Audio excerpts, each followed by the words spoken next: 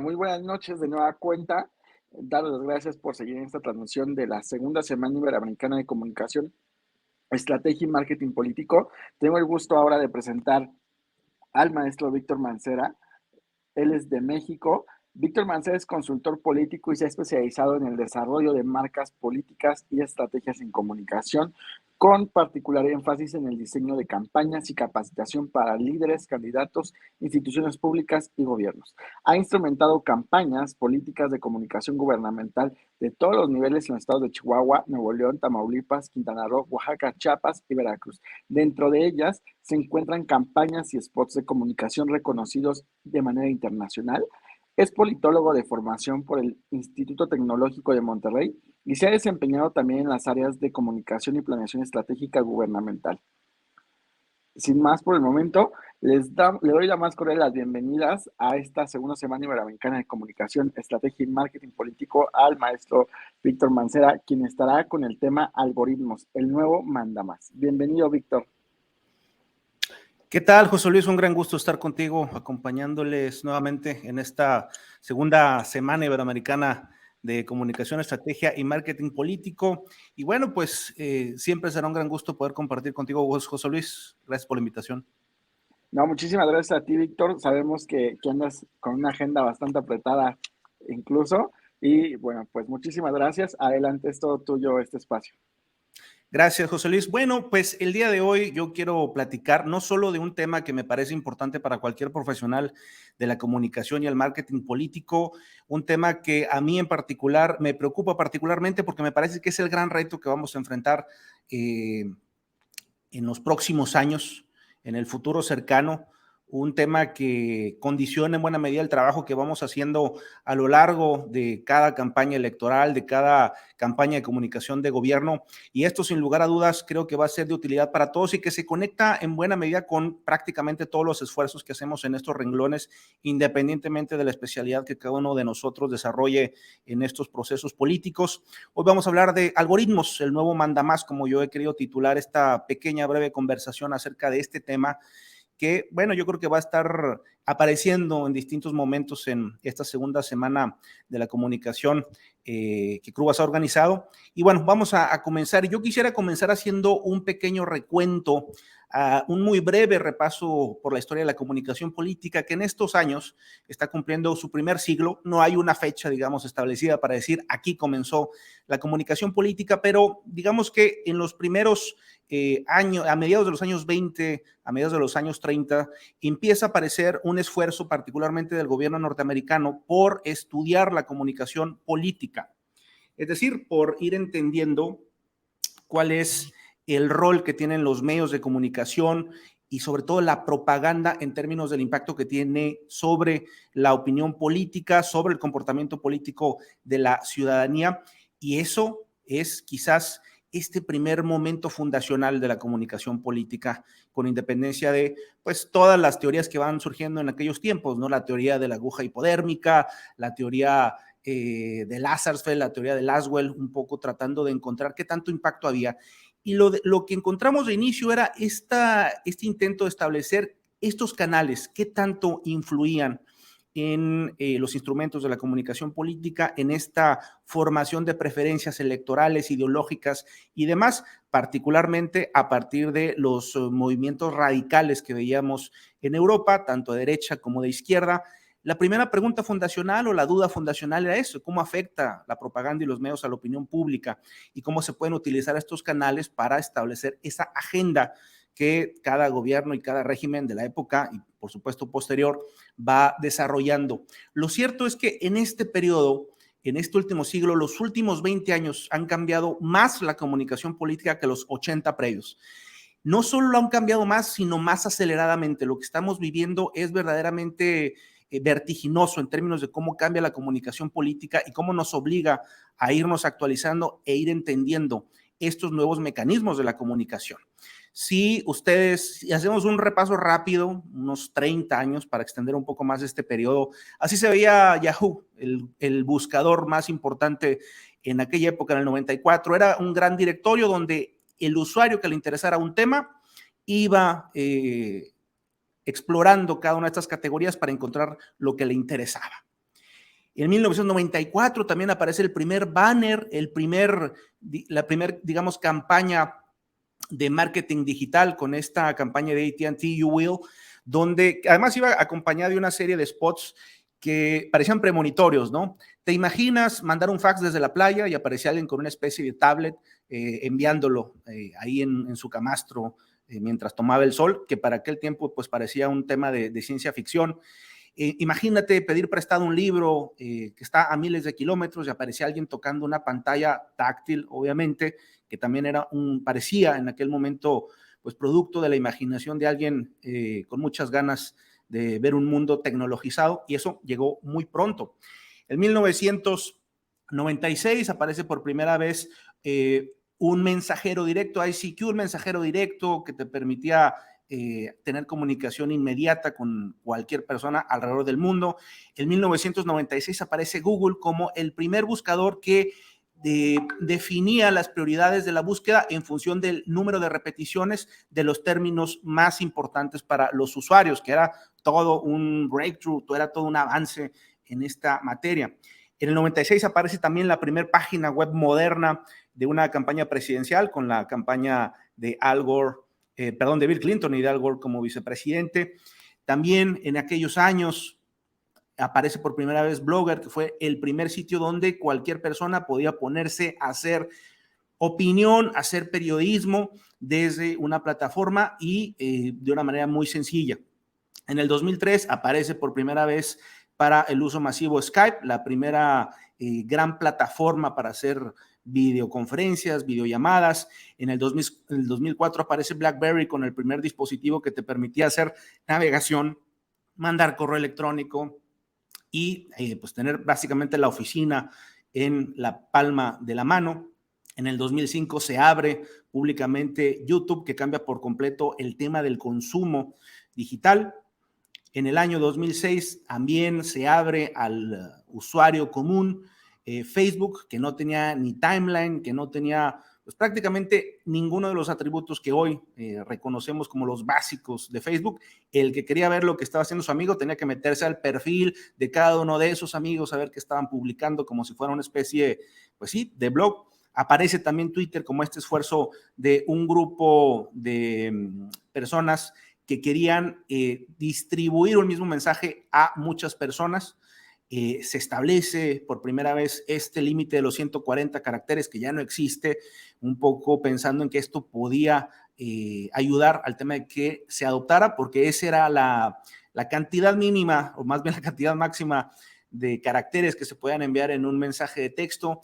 En 2007, Steve Jobs introduce el iPhone, como todos sabemos, y en 2008 aparece esta campaña fundacional que ya todos conocemos, la campaña Obama, que pone las redes sociales como el gran elemento de cambio en el marketing digital político y que muchas veces asociamos simplemente con temas de contenido, particularmente en Facebook, y se pierde de vista todo lo que implicaba en términos de esfuerzos digitales. A quien le interese más este tema, y creo que es muy importante que sobre todo quienes están aspirando a hacer una carrera en la consultoría política o entender mejor el marketing político digital, yo recomiendo mucho que investiguen sobre el proyecto Narwhal, como la vaquita marina esta que tiene un cuerno, Narwhal, porque ese era el nombre que le daba internamente el equipo técnico de Obama al esfuerzo digital, que tenía como quizás la cara más visible de redes sociales, pero incluía este tema del voluntariado, este asunto de que las personas puedan apropiarse, hacer activismo digital desde la página de Barack Obama, haciendo llamadas, haciendo mensajes, que dentro de todo este panorama podía hacerse evidentemente el tema de la segmentación, un proceso, digamos, de integración de marketing digital que en Latinoamérica apenas vamos adquiriendo, y estamos hablando de una campaña que ocurrió hace 15 años. Recomiendo mucho entrar a ese tema de conocer el proyecto Narwhal. En aquellos años, quizás lo primero que estaba cambiando son los gatekeepers, es decir, los que controlan el acceso a las audiencias. Antes, si no aparecías en televisión, si no aparecías en radio, pues estabas desaparecido de la campaña, y eso en Latinoamérica era un gran tema de control, sobre todo de los gobiernos y de los regímenes duros. pero pasamos rápidamente con el advenimiento de redes sociales a la sobresaturación. Es decir, el reto ya no es aparecer, el reto es más bien aparecer en medio de una avalancha que tienen las personas de basura digital, de contenidos incesantes, de un consumo brutal de elementos digitales. Estamos en un cambio de época en buena medida por esto. Y entonces a cualquiera, para comenzar un poco con algunas recomendaciones, cualquiera que intente hacer comunicación en tiempos de la comunicación algorítmica tiene que entender estas 3D que son indispensables para sobresalir o para desaparecer, porque una de las propiedades que tienen los algoritmos de los que vamos a hablar más adelante es esta: el que no produce contenidos, el que no produce elementos de interés en la audiencia desaparece, textualmente desaparece, literalmente desaparece. Entonces, lo primero que exige a los candidatos este cambio de paradigma es el de difundirse, es decir, incrementar sustantivamente su aparición en los medios digitales, destacar, porque es indispensable dentro del panorama donde no solo estás compitiendo contra tus rivales directos, estás compitiendo con el resto de comunicadores políticos, estás compitiendo con todos los gobiernos, estás compitiendo con los otros cargos cuando se trata de las coyunturas electorales, y estás compitiendo, por supuesto, con el resto de contenido que aparece en redes sociales. Y, por supuesto, diferenciarse, porque hacer otra campaña política digital es simplemente sumarse a esta montaña incesante, en incesante crecimiento de contenidos que la gente ignora. Hoy ser político es asumir un trabajo adicional, es asumirse como influencer. Y esta palabra, influencer, suele sonar hasta desagradable, hasta sucio para muchos, porque se ha asociado con la frivolidad propia de muchos de esos personajes. Pero lo cierto es que asumirse como parte de este cambio de época necesariamente pasa por entender qué significa influir desde política en redes sociales para lograr los objetivos de posicionamiento, de generar familiaridad para ganar confianza, y esto a su vez como una condición elemental para poder aspirar al voto de las personas. Yo en cada país que me paro, en cada ciudad que me paro, hay alguien que dice: los likes no dan votos. Es increíble que en esta época todavía estemos escuchando ese tipo de afirmaciones, porque sin lugar a dudas los likes no dan votos, pero la falta de likes sí garantiza la falta de votos. Es decir, si una persona no le puede dar ni una sola reacción al contenido de un candidato, pues olvidemos la posibilidad de que pueda darle un voto. Y esto puede extenderse prácticamente a cualquier esfuerzo de comunicación política. Las entrevistas no dan votos, las plazas llenas no dan votos, los recorridos casa a casa, calle a calle no dan votos. Lo único que da votos es la gente saliendo temprano por la mañana, usualmente ese domingo clave del día a las casillas y a emitir su voto. Nada da votos, todo es un factor que va sumando a que la campana electoral que nos divide entre los afectos al proyecto y los opositores vayan acercándose impacto a impacto al comportamiento que esperamos. ¿Qué es eso? Que la gente vaya a la casilla con su familia y ejerza su voto. Y en este sentido, en esta nueva comunicación digital, el algoritmo es el nuevo mandamás, es el nuevo gatekeeper, es el nuevo elemento que nos distancia o nos genera cercanía con las audiencias, y por eso hay que entenderlo, porque además estamos en un momento todavía de transición donde los algoritmos están sofisticando, están avanzando, están creciendo a pasos agigantados día tras día, con cada interacción de cada usuario en cada rincón del mundo, aprendiendo sobre el comportamiento humano y sobre el comportamiento político, y eso va a condicionar en gran medida el éxito de los gobiernos actuales y del futuro, y sobre todo los del futuro. Si alguien tiene que entender esto, son sobre todo la nueva generación de consultores y de profesionales de la comunicación, para aprovechar, no solo para aprovechar, sino para sobrevivir en un entorno que va a ser increíblemente competitivo, no solo en política, sino en general dentro del panorama digital. Ahora, ¿qué es un algoritmo en redes sociales? Para simplificarlo y para que lo entiendan todos los que nos están escuchando, un algoritmo es el conjunto de reglas y las métricas que nos permite rankear cada contenido en redes sociales y curar la experiencia de cada usuario. Esto lo que nos está generando es que estamos generando el hábito de cada usuario de tener una experiencia hiperpersonalizada. Cada persona está siendo consentida por las redes sociales, teniendo contenido cada vez más únicamente sobre lo que le interesa, sobre lo que le gusta, sobre lo que le atrae, sobre lo que le apasiona. Y esto va generando el hábito de ignorar la política, porque no es ninguna novedad que la política genera desafección, genera desinterés, genera apatía en la mayor parte de los electorados en Latinoamérica y en buena parte de Occidente. Y entonces, poco a poco, la política pareciera ir desapareciendo de redes sociales para aquellos que no la entienden. Y es la razón por la que la inmensa mayoría de los actores políticos fracasa rotundamente en redes sociales, porque no se comprende cómo funcionan estos algoritmos, cómo se rankea el contenido que todos los actores políticos van generando en el día a día en sus redes sociales. ¿Cuáles son las obligaciones para esta nueva comunicación política algorítmica? Primero, la producción pensada para la interacción. Si algo está buscando los algoritmos, es interacción.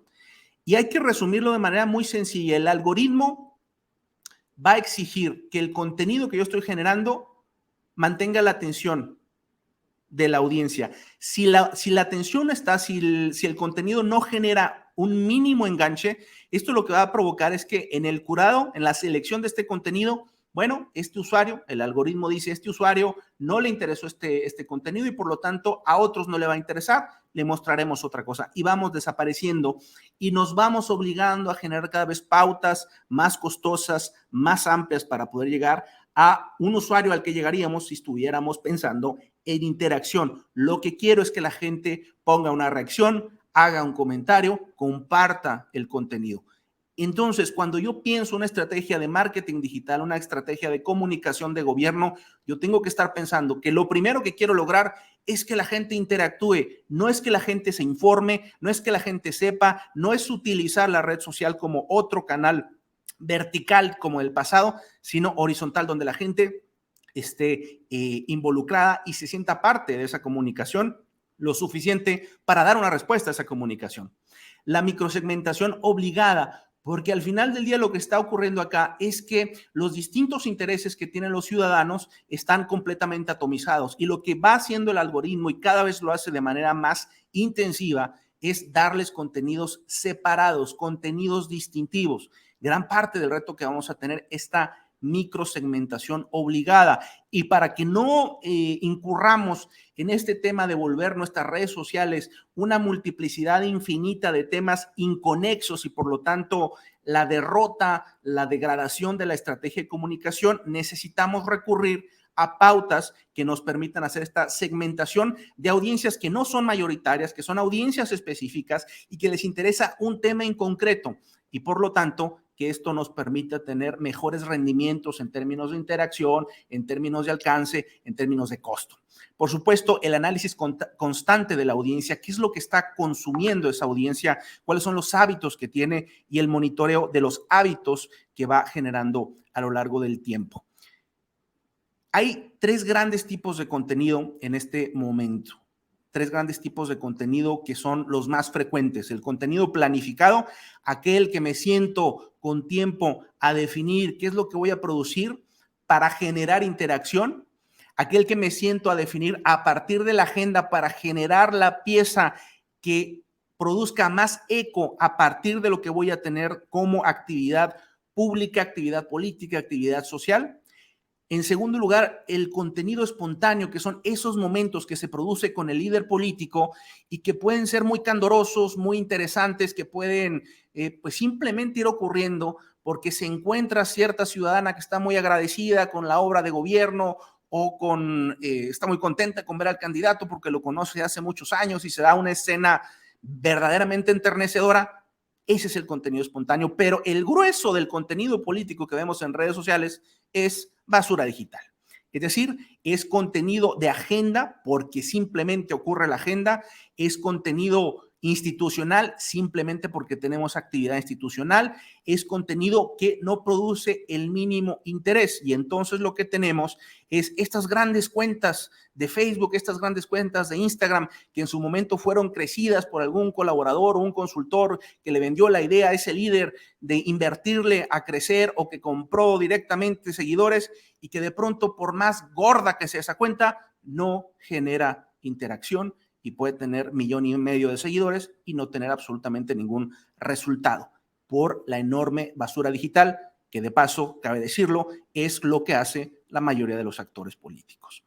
El algoritmo, si tiene una virtud, además de todos los retos que nos arroja, es que nos abre la puerta a las pequeñas y a las grandes audiencias, y particularmente a las pequeñas, esas audiencias que era imposible alcanzar a través de la comunicación política tradicional, nos abre ese espacio.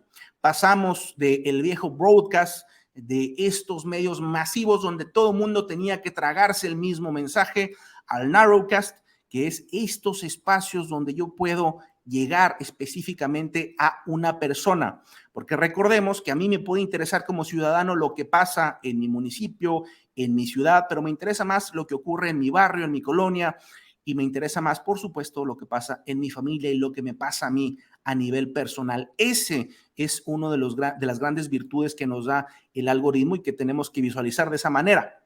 Entonces, si ese es el gran gatekeeper, el algoritmo es el gran gatekeeper que tenemos enfrente, el que tenemos que vencer, el que tenemos que saber lidiar, ¿cómo deberíamos hacerlo? Hay 3 grandes ideas que tenemos que seguir. La primera es preguntarse si le estamos ayudando a la plataforma a ganar dinero, porque lo primero que tenemos que darnos cuenta es que esas redes sociales son un negocio, son empresas gigantescas que están vendiendo publicidad.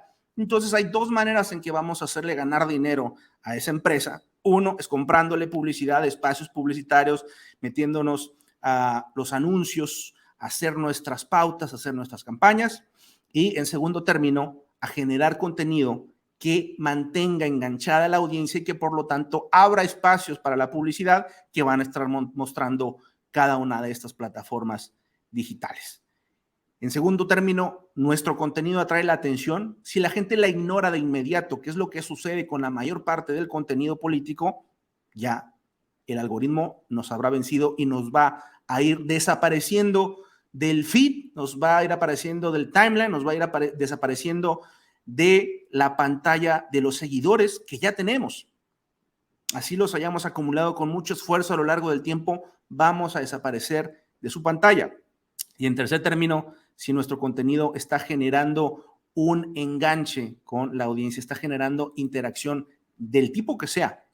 Ahora, la comunicación algorítmica obliga entonces a un gran cambio de paradigma, sobre todo en los políticos, no solo en los consultores. Creo que los consultores somos los primeros en entender cuando estamos entrando en un cambio de época. No todos, pero muchos creo que quienes estamos desde hace muchos años en esta materia vamos viendo la necesidad de ir implementando la técnica y el método y por lo tanto dándonos cuenta de que hay que hacer un cambio en la mecánica detrás de la campaña política y la campaña electoral. Y en este cambio de paradigma, los primeros que lo tienen que entender son los políticos. Y la primera lección que hay que entender quizás para adaptarse a esta nueva comunicación algorítmica es que el político y el comunicador político son 2 roles separados que se fortalecen mutuamente. Esto quiere decir que la labor política, el tema de la negociación, el tema de los amarres, el tema de las reuniones institucionales, el tema de tender alianzas, el tema político, la labor política, la agenda que yo tengo como político no es atractiva para la inmensa mayoría de los usuarios y que por lo tanto yo tengo que asumir que además de ser político soy un comunicador político y el comunicador político dentro de la comunicación algorítmica tiene que entender cuál es el consumo que está teniendo su audiencia, tiene que entender cuál es ese gatekeeper, ese instrumento que mantiene la puerta cerrada o abierta para llegar a esas audiencias. En la medida que el político lo entiende, en la medida que el político entiende que primero tiene que generar una pieza que capta la atención del ciudadano y que dentro de esa pieza desliza el logro de gobierno, desliza lo que está haciendo, desliza la información, es que se fortalece esa comunicación. Yo constantemente utilizo esta frase de no informar en la comunicación política, no informar. Y esto no significa que no le vamos a transmitir lo que estamos haciendo. Lo que sí significa es que vamos a privilegiar, vamos a priorizar que la pieza funcione para dentro de ella poner los elementos que puedan generar capital político a partir del desempeño que estamos teniendo en la función pública. Lo segundo, que está absolutamente ligado a ello, es que las redes se sirven de la agenda, pero rara vez la agenda puede servirse de las redes. ¿Qué quiere decir esto? En la comunicación algorítmica podemos encontrar algunos formatos, algunas piezas a partir de los eventos que tenemos en campaña, a partir de los eventos que tenemos en la agenda de ese líder, en la actividad que tiene en las calles, en las reuniones, en los eventos públicos. Pero si condicionamos esa generación de contenido, como tradicionalmente se ha hecho, a encontrar qué puede servir y a lo mejor documentar y a partir de eso generar contenido en redes, vamos perdiendo la efectividad, vamos perdiendo la posibilidad de transmitir nuestro mensaje. La agenda debe contener el esfuerzo de generar contenido para redes. Es decir, en la estrategia de comunicación hacemos pausas a lo largo del periodo, a lo largo de esa semana, a lo largo de ese mes, para generar contenido específicamente pensado para que esa audiencia se enganche. Si yo solo estoy documentando lo que hago, si yo pienso que se puede generar algún buen video o alguna buena foto, independientemente de lo que yo esté haciendo, me voy quedando en el pasado. Y la mayoría de los políticos se van quedando en el pasado. Las redes, la comunicación algorítmica debe definir parte de la agenda para que no desaparezcamos en esa montaña de contenidos. En este sentido, hay un rey en el tema de los algoritmos de redes sociales que se llama TikTok, que yo sé que José Luis va a hacer una ponencia específica sobre este tema que creo que es muy importante atender, porque es la red del futuro y TikTok es verdaderamente lo que sigue en términos de comunicación algorítmica en redes sociales, no porque sea popular, no porque sea la red social con el crecimiento más acelerado en la historia del Internet, no solo por eso, sino por la sofisticación del algoritmo que permiten enlazar contenido y usuario. El interés de la persona que tiene su cuenta de TikTok y la persona que está generando una pieza y la sube a esta red social. No hay ninguna red social en este momento que dé los niveles de alcance que está dando TikTok. Hay una estrategia, por supuesto, comercial alrededor de esto. Hay una empresa tratando de crecer la base de usuarios lo más amplio posible para después cambiar precisamente esos niveles de alcance, para ser atractiva entonces o más atractiva la publicidad que se puede hacer en TikTok, donde, por cierto, no se puede hacer publicidad política y que, por lo tanto, necesita ser siempre orgánico. En la medida que entendamos TikTok, vamos a entender a dónde están caminando las redes sociales, porque es el gran rival a vencer. Y ese formato reinante es el video vertical, el video corto vertical. No es para nadie desconocido que ese es el tipo de formato que todas las redes sociales o las principales redes sociales, incluso Twitter en su momento lo intentó, generar espacios para videos verticales de consumo instantáneo, ¿no? Esto permite que el usuario le interese lo que le interese de una manera muy eficiente. Si le interesa la carpintería, va a encontrar 80 formas de hacer sillas, de hacer mesas, de darle tratamiento a sus muebles. Si le interesa el marketing político, le va a salir consultor político hablando de estos mismos temas. El enlace cada vez es más efectivo entre quien produce contenido y quien consume ese contenido. Meta ha estado, y esto es público porque han habido varias filtraciones, ya han habido informes al respecto, ha tratado durante meses y un par de años más bien, imitar el algoritmo de TikTok para tratar de darle una experiencia similar a sus usuarios. Es muy complicado porque no solo se trata de que le dé espacio a los contenidos, sino de lograr esa conexión de la que hablamos entre el contenido y el usuario, y además con la gran deficiencia, por llamarlo de alguna manera, de que Facebook depende en buena medida de su publicidad. Si ustedes tienen una experiencia en TikTok, verán que no hay mucha publicidad, y en el caso de Facebook hay publicidad sobre publicidad sobre publicidad, y además hay múltiples pantallas. Facebook tiene 4 grandes pantallas, tiene los Reels, tiene, por supuesto, las publicaciones gráficas o fijas en el timeline, tiene las stories y tiene los en vivo, tiene los lives. Y por lo tanto, tiene 4, pareciera 4 versiones, 4 grandes pantallas que tienen comportamientos distintivos. Lo que ha tratado de hacer Meta, particularmente en Instagram y también en Facebook, es darle mayor espacio a los Reels, su versión de estos videos cortos verticales, para tratar de frenar el enorme crecimiento de TikTok, porque si hay una red social que está perdiendo usuarios es Facebook, y si hay una red que está ganando todos los días nuevos seguidores es TikTok.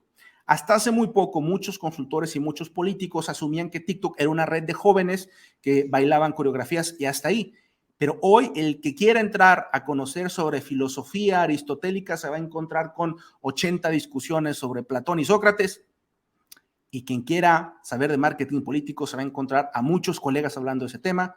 Quien le interese el tema que le interese lo va a encontrar ahí. Y cuando estos usuarios mayores instalen TikTok en sus celulares, se van a topar con la mejor experiencia que han tenido en redes sociales comparado con el caso de Facebook. Esto es cuestión de tiempo para que quienes adoptan tardíamente una red social hagan explotar TikTok, y esto nos permita llegar cada vez más a audiencias más maduras. Me detengo nada más a hacer, porque sé que se está por aquí acabando el tiempo, el algoritmo de TikTok. No voy a extenderme más, pero en esencia se trata de esto, y lo pongo solo para que veamos cuáles son los elementos principales de esta red social. La probabilidad, el algoritmo es así: la probabilidad de un like por el valor del like más la probabilidad de comentario por el valor de ese comentario más el tiempo estimado de reproducción por el valor de ese tiempo de reproducción más la probabilidad de la reproducción por el valor de esa reproducción. No quiero que se lo memoricen, lo que sí quiero es que observemos todos los elementos que se van encadenando en el éxito de esa red social o del contenido en esa red social a partir de estos elementos. En este momento, si algo está premiando TikTok, si algo está dándole relevancia a cada contenido, es el tiempo de reproducción. Entre más tiempo de ese video, entre mayor cantidad del tiempo que dura el video se ha reproducido, mayor éxito de ese contenido. No me voy a detener mucho en el tema de cada uno de estos elementos, porque creo que vamos a hablar de recomendaciones específicas al respecto, pero yo cierro simplemente diciendo que quien quiera sobrevivir en comunicación política tendrá que asumir que la nueva comunicación que estamos viviendo es la comunicación algorítmica. Si gustan seguirme en redes sociales, pueden escanear por aquí este código QR o entrar por allá a mancerestrategia.com, y ahí con gusto también podemos seguir la conversación. Agradezco nuevamente a Crubas por la oportunidad de estar con ustedes, de enlazarnos y platicar de estos temas, y pues muchísimas gracias por su atención. Si hubiera preguntas, si hubiera cuestiones, pues con gusto las platicamos. Muchísimas gracias, Víctor, por este tiempo y por todo lo que nos has compartido. Vaya, a mí sí me hiciste recordar aquellas épocas en la historia de cómo empezó el blog, de cómo empezaron lo que conocíamos como un blog y lo que ahora es el blog con V, ¿no? Y todo el proceso que ha surgido precisamente en el área de la comunicación y en específico de la comunicación política. Agradecerte, Víctor, ojalá, bueno, ya viste el contacto, ojalá se pongan en contacto y por supuesto esperemos vernos pronto, pero antes de eso, dar lectura, como ya es protocolo aquí. Crubas Comunicación y Hagamos Comunicación otorgan el presente reconocimiento al maestro Víctor Mancera tras haber participado en calidad de conferencista en esta segunda Semana Iberoamericana de Comunicación, Estrategia y Marketing Político, que se realiza a través de Crubas Comunicación y el campus virtual Hagamos Comunicación. Se extiende este documento el día de hoy en la Ciudad de México y bueno, va con el respaldo de Lina Carrizosa Consultores, de la Asociación de Análisis Político, de Horapunta Marketing y el Instituto Peruano de Comunicación, Empresa y Sociedad. Te haremos llegar todo el material en los siguientes días, mi estimado Víctor. Muchísimas gracias. Felicidades nuevamente por los reconocimientos recién obtenidos, a ti y a Mari José, si no mal recuerdo. Un afectuoso saludo y un abrazo para ustedes. Muchas gracias, José Luis, y también felicidades al Grupo de Crubas por esta convocatoria. Un gran gusto estar nuevamente por acá y bueno, pues que sigamos teniendo una conversación interesante, que seguramente así va a ser en estas próximas conferencias. Muchas gracias. Gracias a ti, Víctor. Hasta la próxima. Bueno, y ya hacemos conexión a Colombia. Vamos rápidamente a estos pequeños 30 segundos y ya regreso con la siguiente conferencia.